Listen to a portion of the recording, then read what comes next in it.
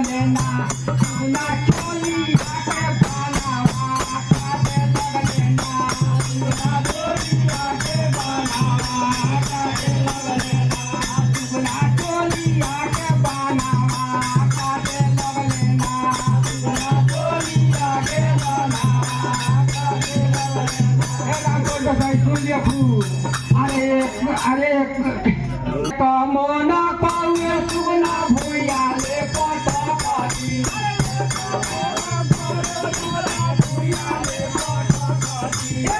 कमोना पावे सुना भूया ले पटकती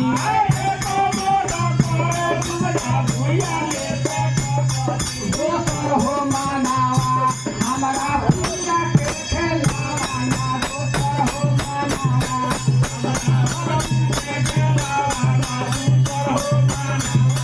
हमारा पिया के खेलावाना दोसर हो मनावा हमारा पिया के खेलावाना दोसर हो मनावा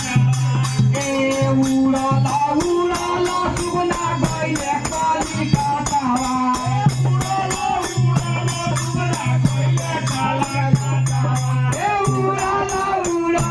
सुगना गइले काली काटावा ए उड़ला सुगना गइले काली काटावा